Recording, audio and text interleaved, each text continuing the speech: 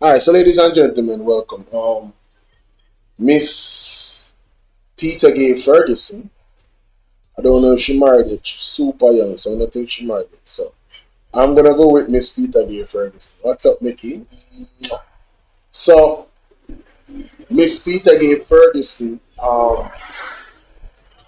touched on this topic right here about a British MP statements regarding reparations. I don't know how many of you guys are familiar with her statements, but um, let's get into what Peter Gay has to say on the topic. You know what I mean? Let's get into it. Okay, so we are back. We are back. And in this segment, we're going to talk about something that's very touchy. Right. So now, in this week's, what I call this now? Like, is it like the issue of the week? Yeah, I'd say it is. Now, latest development over on that side of the world. Right. We see where another conversation about reparations has emerged, right? And this time around, we have the former British Home Secretary and MP Suella Braverman arguing that Britain owes nothing to its former colonies. And she even suggested that the empire brought benefits through investments and development to the place them where them go extract the people in wealth. Me don't know where to do that math there. She has to be a gaslighter. She has to have the greatest levels of audacity that I've ever seen in my lifetime. Because ain't no way you could really come out in the public and say something like this. Embarrassing. He needs some milk. Hey man, listen, straight off the bat, man, Peter Gay came out swinging. You know what I'm saying? And that statement has really generated outrage, not just across the Caribbean, but for other countries who have experienced this. I'm sure Africa and all those other spaces, people cannot feel comfortable with this statement. And so, for a moment, while I know it's very it's such a touchy topic. We're gonna separate emotions a little bit, right? And look at the facts, what it says.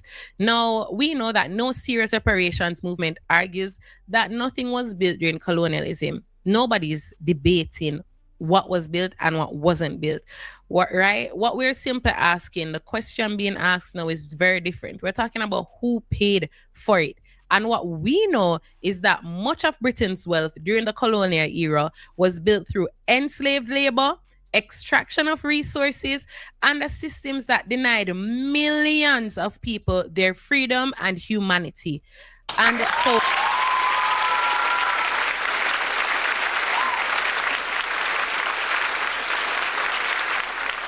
being asked now is very different. We're talking about who paid for it. And what we know is that much of Britain's wealth during the colonial era was built through enslaved labor, extraction of resources, and the systems that denied millions of people their freedom and humanity. And so let us not forget that. And what we also know is that supporters of reparatory justice argue that the profits generated helped finance Britain's industrial development while leaving lasting social and economic consequences in many former colonies. We are still seeing some of the legacies of slavery that has been left behind, and we cannot deny its impact in the Caribbean, in Africa, and in many other spaces. We cannot deny it, right? And so those opposed often argue that today's taxpayers should not bear responsibility for historical wrongs and that modern Britain should not be held financially liable for actions taken centuries ago. That's always some of them must say, right? But whether you support reparations or not, this debate is not going to go away because it's there. It's in our faces. We can see it. History is there. You can't rewrite history. We know what happened, and so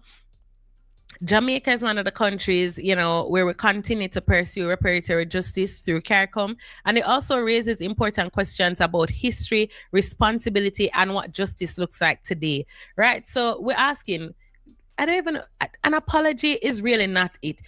It's not going anywhere because what is true? Taxpayers, right? It is taxpayers who had to pay back right? Those former enslavers to say that, oh, because they had stopped benefiting from slavery, they owe them. And so they had to pay them to end slavery. And that's from like what, 1834, they're about coming up to 2015. Guys, that was just the other day. A little over. I mean, it tells you what the mindset of people were at the time. So these people that were pretty much scumbags, all of them that were enslaving people were scumbags, freeloaders, germs, the scum of the earth. Every last one of you. And if you're benefiting from that, you are sane. If your family is benefiting from that right now, and you are okay with it, you feel fine that your family grew their wealth with blood money and just the sacrifice of other people's lives and their dignity, and you walk proudly, you are a scumbag. You're an incredibly evil human being. You have no conscience. Alright? You are a perfect servant of the devil, and I hold no apology. Anybody that does that, whether you're black, you're white, anybody that thinks that type of way, that's how I feel about it. You want to justify all those acts of those people at that time, you support it in any way, that's how I feel about it. Alright? Now, this lady can feel however she wants to feel. As far as I'm concerned, she's exposing herself as one of those people I just described. She is a direct descendant of the thought process. Clearly. Because Britain owes a debt that it simply cannot pay, if we're being honest with you. If you were to numerically look at the lives that were lost because of that, what Britain did, they owe these people of these descendants, wherever they are in the world scattered, they owe them. No Jamaican should be paying for a visa to go to Britain. No African should be paying for a visa to go to Britain. Britain should have an open access. Whatever they built, we own. Whatever they are standing on right now, we own. It's not about we going there to take it with force. No, share the spoils. Let us have the opportunity to go to schools there. Show some humanity. You cannot do people wrong. Your ancestors cannot do people wrong, and you're benefiting off the backs of their blood money. And then you want to come and tell us, oh, we don't owe you anything. Man, listen. Boy, I don't know what you think this is. I don't know what you think this is, lady. All the blood that was spilled. Yo, man, we black people are too nice, bro. I'm telling y'all right now, we are too nice. Because if it was anybody else, do you see what the Chinese is doing? The Chinese is actively putting themselves in a position where you cannot F with them. They did not forget what happened to them. The bombs that were dropped, you think they forget? And they are everywhere like the ants now. They moved with a level of purpose. They have commanded respect from those who used to put them down like that. Because they have rose to a national level. Their entire nation united was focused on one thing. And is still focused on one thing. If only our black people in just Jamaica alone, not even the entire Africa. If the entire Africa was to unite in a way, I'm telling you, it would be ridiculous. Everybody would have to bow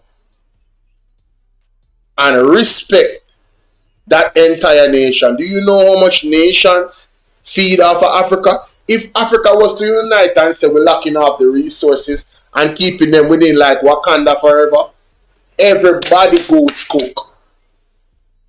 And they know it. You see what happened to France and Burkina Faso said, no, no, no. No more freeloading. But people still support France. Mbappe on the ball and he might get that's our next topic. Mbappe on the ball and in black and he might get all sort of racist comments from people in high places. I don't know depend on Argentina, but I'm not talk about that right now. But it really intertwined. What's up, Raquel? It really intertwined with this argument about racism. Like we can really talk about it. We can really talk about it. Don't think that we forgot. Don't think that we forgot that our ancestors stood up with so much pride that they refused to be slaves and jumped off the boat in the middle of the ocean. Don't think we forgot. And don't think we don't understand that our people know that gene, that spirit is dormant in us, almost dead. And that's why Angeles can come be like one new fear and enslaver and don't get real pushback. Because we've been conditioned. And then you have the spiritual side of it, where people are locked down through high science and just dormant. Yeah, I don't really talk about these things, but I can't really talk about it, In Congo right now, they're still suffering. There's places in Africa. I mean, man, listen, bro. Boy, you know what I'm saying? We can really talk about it, bro. But I'ma chill. Let's hear Peter. A decade ago, right? A year, just the other day, they stopped paying those enslavers reparations, are paying them for ending slavery and them losing benefits. Now, if you know anything about history and what slavery is, chattel slavery, the slavery that we experience in the Caribbean, that our forefathers and those who have gone before us, those Africans, what we experience here is the worst form of slavery. Literally, people were being treated as those people's properties. You weren't seen as a human being. Your life meant nothing. All you were there to do was to work, till the soil, and they extracted all that they could from the Caribbean, all that they could from other spaces, and they took it back to their country. And what do we have today? What do we have left today? And so, yeah, you have to ask the question, what is it that you've left us with in today's day and age? Why do you think Do y'all know how much money? Do you know how much wealth Britain stole from Africa, yo? That they still have now? Artifacts, minerals, gold. Their entire empire and kingdom is of African wealth and riches. Period. Or a large majority of it. Of course. That's why I try to stop, because it pisses me off. Like, you know what I mean? This lady out here talking about it's one thing for them to be quiet and not. And I want to thank her for being an asshole. Yeah, because it shows us that the rest of them, as there's a lot of them still there. I want to thank her for being an asshole. Yes. What's your name? British MP rejects. I don't know what her name is. I want to thank her. Great. Thank you for showing up that there is still a lot of you here in high places. And when I say to the Jamaican people, Andrew Holness swore allegiance to the king, and he's a Privy Council member.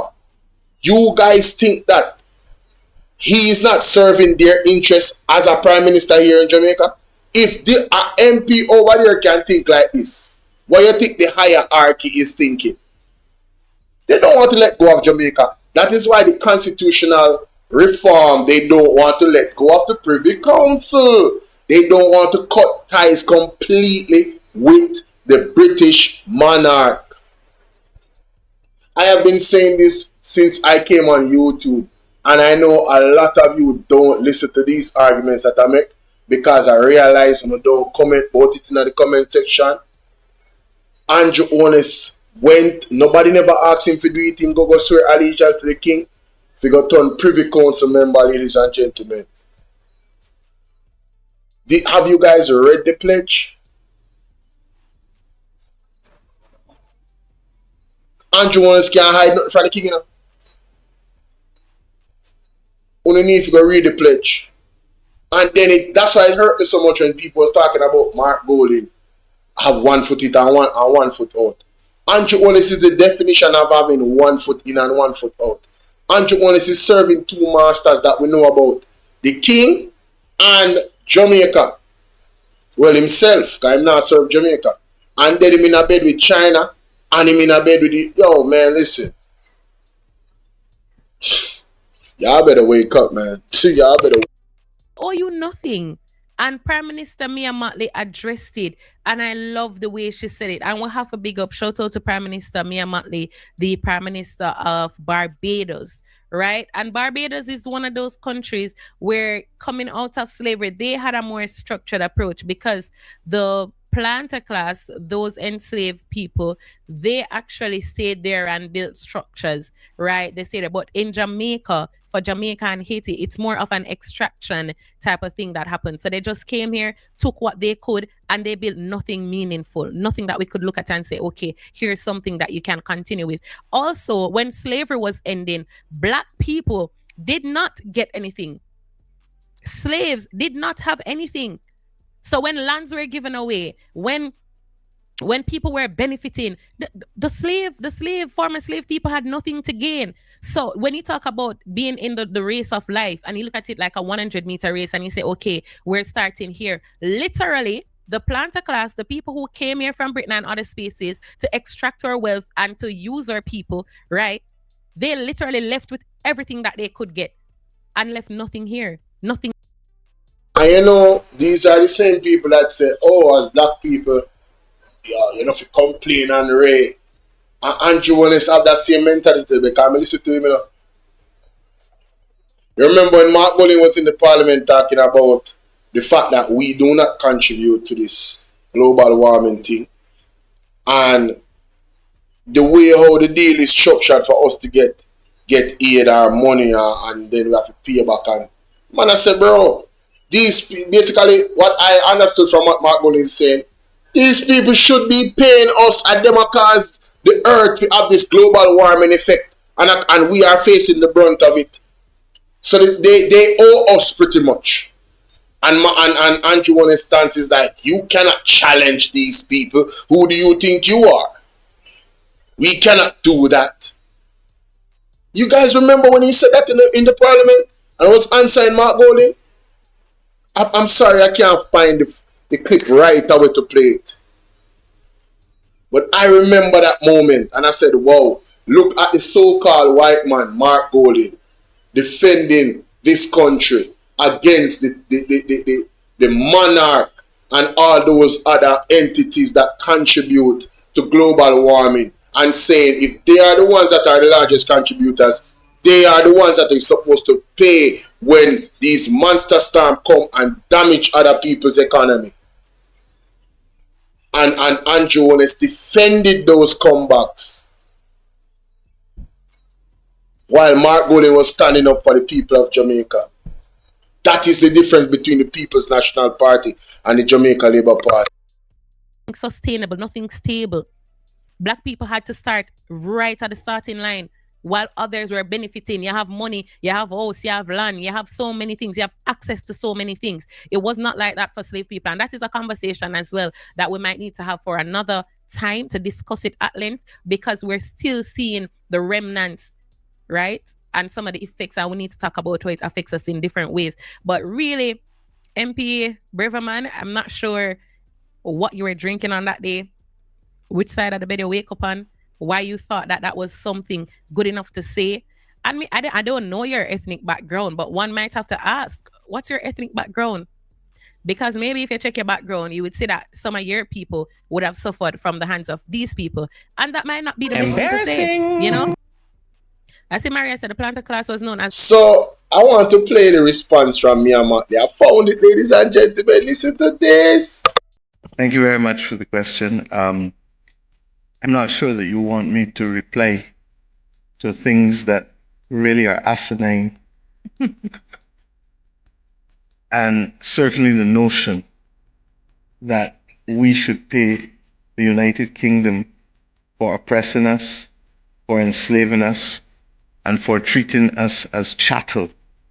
And that is the difference. Slavery existed before, but this was the first time that human beings were defined as chattel. And I've been very clear all along that the 1661 Slave Code of Barbados, which predated the Code Noir, which the French have just repealed less than 2 months ago,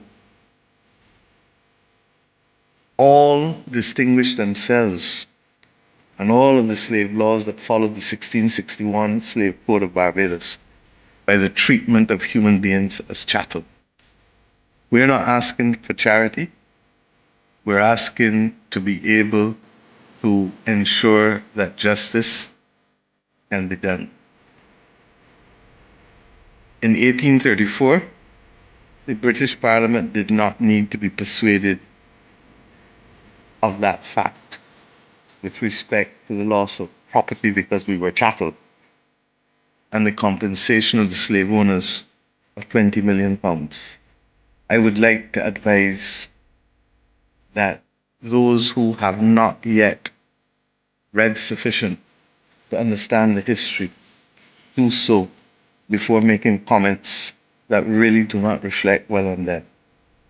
With respect to the movement, this is a global movement now. We just came from Accra in Ghana, and as you know, the United Nations passed a resolution that Ghana brought in March of this year. We have seen Pope Leo make comments in this year of our Lord. We have seen President Macron recognize that the conversation for reparations, just as His Majesty King Charles, when he was Prince Charles at the opening of the Commonwealth Heads of Government meeting in Rwanda, stated clearly that reparations was a conversation whose time had come. I have no doubt that there are British parliamentarians who want to distract people from the domestic politics of the United Kingdom at this point in time. But the Caribbean should not be used as a prop in those circumstances. Thank you. Man, listen. I don't know about y'all, man, but when I hear this lady talk, I'm ready to put my boots on and go to war for her. Man, listen. I couldn't have said it any better. These people this lady got to be ignorant. All right? These people got to be ignorant. Terence said that is the resolution that Argentina. Oh my God, here comes Terence. Lord of mercy. Anyway, moving right along, ladies and gentlemen. Moving right along. Man, shout out to me and Motley, man. Shout out to me and Motley. Let me know what y'all think in the comment section.